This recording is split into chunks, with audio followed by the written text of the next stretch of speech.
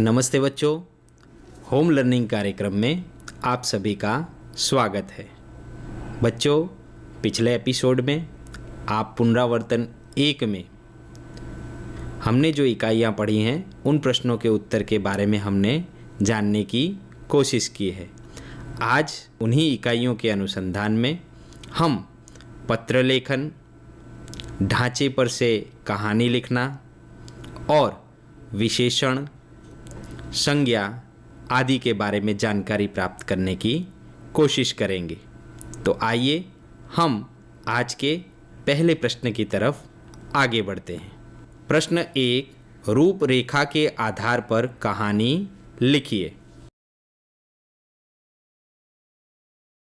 बच्चों, यहाँ पर एक कहानी का ढांचा दिया गया है। उस ढांचे के अनुसंधान में हमें एक सुंदर कहानी का निर्माण करना है। तो आइए यह कहानी के ढांचे को मैं पढ़ के सुनाता हूँ। एक चरवाहा जंगल में बकरियाँ चराने जाना, एक बकरी का दूर चले जाना, भेड़िए का आना, बकरी को खाने की इच्छा, बकरी को गाना गाने की इच्छा, मैं करना, आवाज़ सुनकर चरवाहे का लाठी लेकर आना, भेड़िए का भाग जाना, बकरी की जान बचना और सीख। बच्चों, इस ढांचे का उपयोग करके हमें एक सुंदर कहानी का निर्माण करना है। सोचिए किस प्रकार की कहानी आप बना सकेंगे। जी हाँ, देखिए यहाँ पर हमने इस ढांचे के अनुसार एक कहानी बनाने का प्रयत्न किया है। टीवी स्क्रीन के माध्यम से आइए उसे देखने का प्रयत्न करते हैं। एक चरवाहा था। वह रोज बकरियां चराने के लिए जंगल में जाता था। एक दिन एक बकरी घास चराते चराते दूर निकल गई। एक दिन एक बकरी घास चरते चरते दूर निकल गई। उसने किसी के गुर्राने की आवाज़ सुनी। उसने सिर उठाकर देखा तो सामने एक भेड़िया खड़ा था। भेड़िया बोला, मुझे बड़ी भूख लगी है, मैं तुझे खा जाऊंगा। बकरी तो पहले से बहुत घबराई। फिर उसने हिम्मत से काम लिया। वह बोली, आप मुझे खाना चाहते हैं तो कोई बात नहीं, पहले आप मेरा एक गाना सुन लीजिए। भेड़िया बोला, चलो ठीक है, सुना तू अपना गाना। बकरी जोर जोर से मैं करने लगी। आवाज़ सुनकर चरवाहा लाठी लेकर वहाँ आ पहुँचा। चरवाहे को आता देख भेड़िया भाग गया और बकरी की जान बच गई। हमें इस कहानी से सीख मिलती है कि हमें मुसीबत के समय घबराना नहीं चाहिए और हिम्मत और युक्ति से काम लेने से मुसीबत दूर हो जाती है। तो बच्चों, इस प्रकार से हमने ढांचे के अनुसंधान में एक बहुत ही सुंदर कहानी का निर्माण किया। आप सभी को भी इसी प्रकार से अन्य कहानियाँ बनाने का प्रयत्न करना है। ठीक है बच्चों, आइए अगले प्रश्न की तरफ आगे बढ़ते हैं। प्रश्न 2, अपनी पाठशाला में मनाए गए प्रजासत्ताक दिन के बारे में जानकारी देता हुआ पत्र अपने मित्र को लिखिए।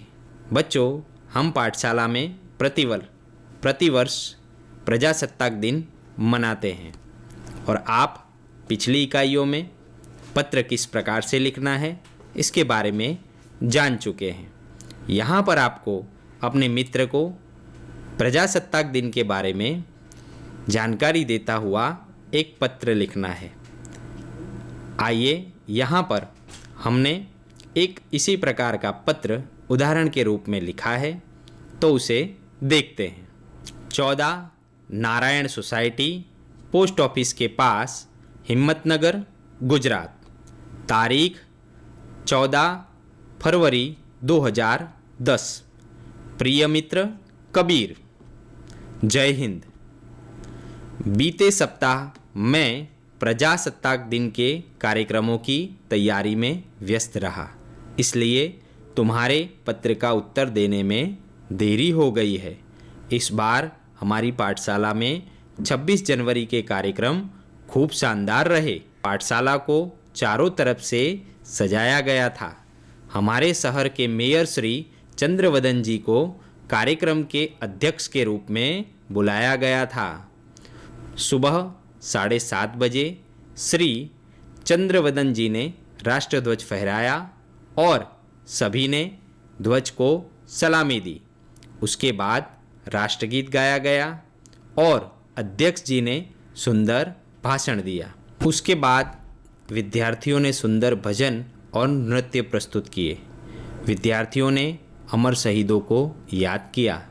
अंत में हमारे आचार्य महोदय ने अध्यक्ष जी का आभार प्रकट किया। वंदे मातरम गीत गाकर कार्यक्रम समाप्त हुआ। अगर तुम यहाँ होते तो तुम्हें भी बहुत आनंद आता। तुम्हारा मित्र आलोक। तो बच्चों, इस प्रकार से हम अपने मित्रों को पत्र लिख सकते हैं। यहाँ पर आपने एक प्रजासत्ताक दिन की जानकारी देता हुआ पत्र देखा। इसके अलावा निमंत्रण पत्र, बधाई पत्र और अनेकों प्रकार के पत्र आप लिख सकते हैं। बच्चों, प्रश्न 3 की तरफ हम आगे बढ़ते हैं। प्रश्न 3, शब्दकोश की सहायता से निम्नलिखित शब्दों के तुरंत पहले और तुरंत बाद आने वाले शब्द लिखिए। बच्चों, यहाँ पर हमें शब्दकोश का उपयोग करना है, अर्थात कुछ शब्द आपको दिए जाएंगे।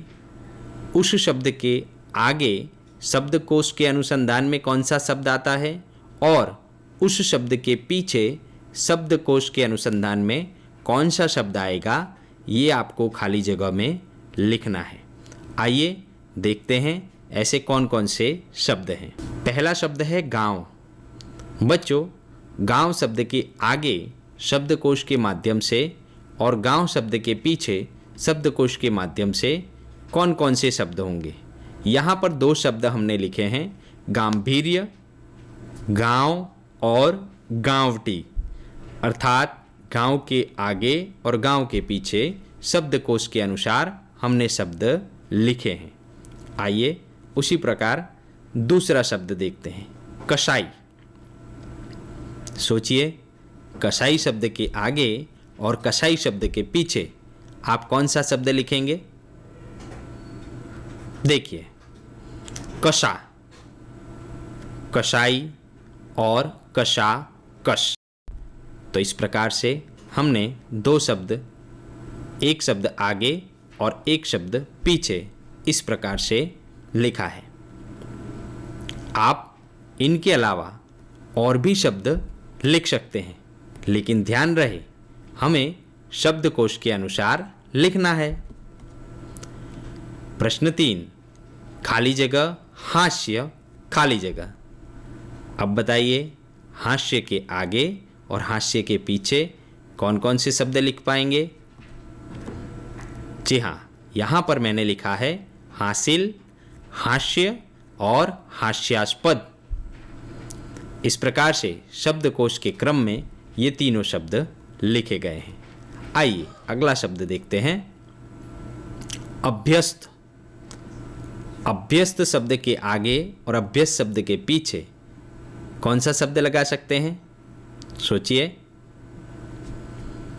देखिए, अशित, अध्यस्त, अभ्यक्षित, यहाँ पर अलग अलग शब्द हैं और तीनों ही शब्दकोश के अनुसार लिखे गए हैं। आप इनके अलावा और भी शब्द बनाकर लिख सकते हैं। 5वें प्रश्न में है खाली जगह, समुदाय, खाली जगह। देखिए, समुदाय, समुदाय, समुदित। यहाँ पर शब्दकोश के अनुसार हमने समुदाय के आगे और समुदाय के पीछे एक एक शब्द रखे हैं। मैं आपको फिर से बताना चाहूँगा कि आप इन शब्दों के अलावा और शब्द भी बनाकर इन शब्दों के आगे पीछे लिख सकते हैं, लेकिन शब्दकोश के अनुसार। तो बच्चों, इस प्रकार से हमने शब्दकोश के क्रम के अनुसार शब्दों को लिखा और आप सभी इकाइयों में से शब्दों को लिख करके उन शब्द के आगे और उन शब्द के पीछे शब्दकोश के अनुसार कौन कौन से शब्द आते हैं ये लिख सकते हैं और अपनी नोटबुक में अभ्यास कर सकते हैं। बच्चों, हमने पिछली इकाइयों में भाषा के व्याकरण स्वरूप में क्रिया, संज्ञा, सर्वनाम और विशेषण के अनेकों शब्द देखे हैं और आप सब ने जाना भी होगा कि संज्ञा किसे कहा जाता है, विशेषण किसे कहते हैं और सर्वनाम किसे कहते हैं। तो आइए उन्हीं इकाइयों के अनुसार यहाँ पर कुछ शब्द अगले प्रश्न में हमें देखने मिलेंगे जिन्हें हमें संज्ञा, सर्वनाम और विशेषण में विभाजित करना है। तो आइए देखते हैं अगला प्रश्न। निम्नलिखित शब्दों को संज्ञा, सर्वनाम और विशेषण में वर्गीकृत कीजिए, अर्थात अलग अलग कीजिए। ये शब्द हैं नर्मदा, क्या, भय, थोड़ा, जिसको, सेना, हम, ज़्यादा, सुंदर, अग्नि, सातवां, कई, तीनों, यह, मोटा। बच्चों, इन शब्दों को हमें संज्ञा, सर्वनाम और विशेषण में विभाजित करना है। यहाँ पर हमने इन्हें विभाजित करने की कोशिश की है। आइए देखते हैं किस प्रकार से हम इसे विभाजित कर सकते हैं। देखिए बच्चों, आपको स्क्रीन पर दिखाई दे रहा है संज्ञा शब्द। यहाँ पर संज्ञा शब्द अर्थात नाम का कहाँ कहाँ उपयोग किया गया है, जैसे कि नर्मदा, सेना, अग्नि, ये सभी संज्ञा शब्द हैं। सर्वनाम, देखिए नाम के बदले में जिन शब्दों का उपयोग किया जाता है उन्हें सर्वनाम कहा जाता है। यहाँ पर सर्वनाम अर्थात क्या, यह, कई, तो इन तीन सर्वनाम का यहाँ पर उपयोग है। इन शब्दों में विशेषण शब्द कौन कौन से हैं? तो भय, थोड़ा, ज़्यादा, सुंदर, तीनों, ये सभी शब्द विशेषण शब्द हैं। तो बच्चों, यहाँ पर आपने उदाहरण के स्वरूप में देखा संज्ञा, सर्वनाम और विशेषण शब्द। बच्चों, आपकी पुस्तक में अनेकों शब्द ऐसे हैं जो कि विशेषण शब्द हैं, जो कि सर्वनाम हैं और संज्ञा हैं। आप सभी को इन सभी शब्दों को अलग अलग करना है और अपनी नोटबुक में लिखना है और साथ साथ में इन शब्दों का उपयोग करके आपको वाक्य भी बनाने हैं।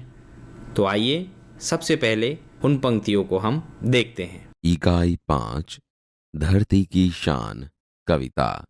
धरती की शान तू भारत की संतान, तेरी मुट्ठियों में बंद तूफान है रे।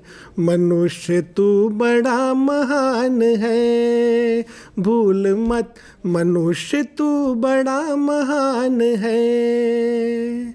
धरती की शान तू भारत की संतान, तेरी मुट्ठियों में बंद तूफान है रे। मनुष्य तू बड़ा महान है, भूल मत मनुष्य तू बड़ा महान है। तू जो चाहे पर्वत पहाड़ों को फोड़ दे, तू जो चाहे नदियों के मुख को भी मोड़ दे।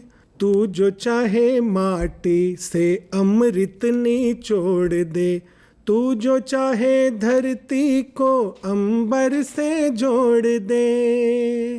अमर तेरे प्राण, अमर तेरे प्राण, मिला तुझको वरदान, तेरी आत्मा में स्वयं भगवान है रे। मनुष्य तू बड़ा महान है, भूल मत मनुष्य तू बड़ा महान है। नैनों में ज्वाल तेरी, गति में चाल तेरी, छाती में छिपा महाकाल है। पृथ्वी के लाल तेरा हिमगिरी सा भाल, तेरी भ्रुकुटी में तांडव का ताल है। निज को तू जान, निज को तू जान जरा शक्ति पहचान, तेरी वाणी में युग का आह्वान है रे। मनुष्य तू बड़ा महान है, भूल मत मनुष्य तू बड़ा महान है। धरती की शान तू, भारत की संतान, तेरी मुट्ठियों में बंद तूफान है रे।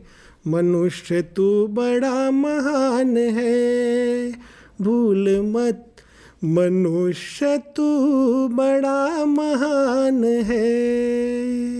धरती सा धीर तू है, अग्नि सा वीर, तू जो चाहे तो काल को भी थाम ले।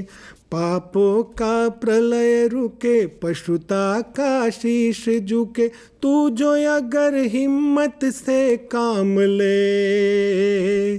गुरु सा मतिमान,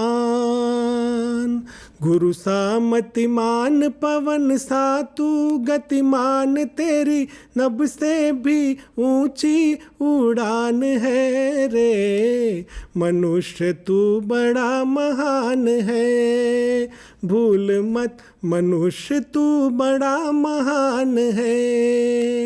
बच्चों, यहाँ पर हमें दो अलग अलग प्रकार की पंक्तियाँ दी गई हैं, तो हम एक एक करके इन पंक्तियों का भावार्थ वीडियो के माध्यम से समझने का प्रयास करेंगे। तो आइए सबसे पहले उन पंक्तियों को हम देखते हैं। धरती सा धीर तू है, अग्नि सा वीर, तू जो चाहे तो काल को भी थाम ले। बच्चों, इन पंक्ति का भावार्थ क्या होगा उसे हम वीडियो के माध्यम से देखेंगे। धरती सा धीर तू है, अग्नि सा वीर, तू जो चाहे तो काल को भी थाम ले। हे मनुष्य, जिस प्रकार धरती में धीरता है वैसे ही धीरज तुझ में भी है। तुझ में अग्नि जैसी ही शक्ति है। तुझ में इतनी शक्ति है कि काल को भी रोक सकते हो, अर्थात समय विधि में हर काम पूर्ण कर सकते हो। तेरी हिम्मत से आज जो पाप रूपी प्रलय फैल रहा है वह भी रुक सकता है। मनुष्य की पशुता को भी रोकी जा सकती है। तो बच्चों, यहाँ पर आपने वीडियो के माध्यम से इस पंक्ति का भावार्थ देखा।